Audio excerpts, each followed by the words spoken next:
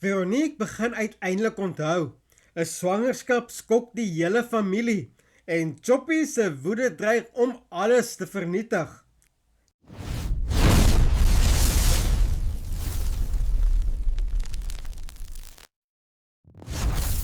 Dis Kelders van Geheime vir 3 tot 7 Augustus en hierdie is die grootste gebeure wat op Subatskloof wag. Dis Jacques en jy kyk TV-praatjies. Hierdie week lyk na een van die grootste weke nog vir Kelders van Geheime. Die fokus val op Veronique se verlore herinneringe, CJ en Brenda se swangerskapdrama en Choppy wat al hoe moeiliker sy woede onder beheer kan hou.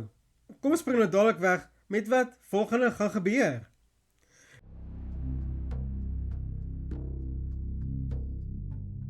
Veronique se verlede haal haar hierdie week vinnig in. Nadat sy Marais familiefoto sien, wek dit nuwe vrae oor haar verlede.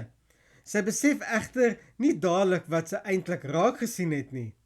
Later ontdek sy nog skokkende feite oor haar geskiedenis en stadig maar seker begin haar geheue terugkeer.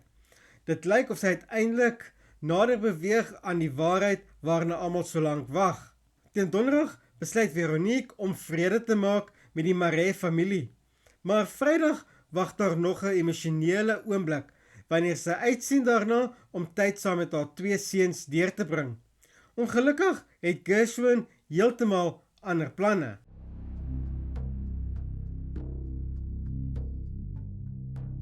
Nog 'n groot storielyn hierdie week is Brenda se swangerskap.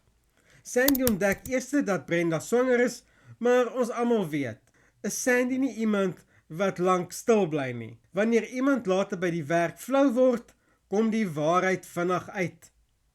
CJ is absoluut woedend wanneer hy besef Brenda is swanger en hy glo almal het daarvan geweet behalwe hy. Dit plaas sy huwelik onder geweldige druk. Nou moet CJ besluit of hy gaan vasklou aan sy seer en teleurstelling of hy sy vrou en 'n ongebore kind eers te gaan stel. Brenda probeer hom later ook oorreed om vrede te maak met Matthew. Sterkte daarmee.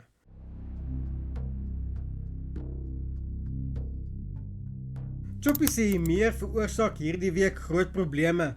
Hy haal sy woede op Veronique uit en dit dwing CJ en Marco om 'n familiebyeenkoms te roep.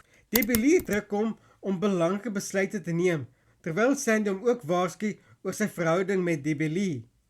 Teen die einde van die week vra Debbie Lee vir Choppy om vrede te maak met Junior, maar dinge raak nog moeiliker wanneer Choppy iets hoor wat hy glad nie veronderstel was om te hoor nie.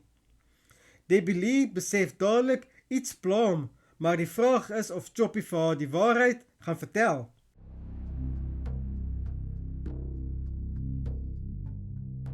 Nie alles hierdie week is drama nie. Verskeie paartjies probeer nuwe hoofstukke saam begin. Debbie Lee gee selfs vir Sandy toestemming om groot oor haar troue te droom, terwyl Napoleon vir Stilpiet verras met sy eie groot aankondiging. Intussen wonder Stilpiet of Subatskloof besig is om leeg te loop, na mate meer mense die plaas begin verlaat. Stilpiet, ek wonder ook dieselfde ding. En Matthew begin ook ernstig daaraan dink om terug te keer Londen toe, al probeer Choppy om anders oortuig.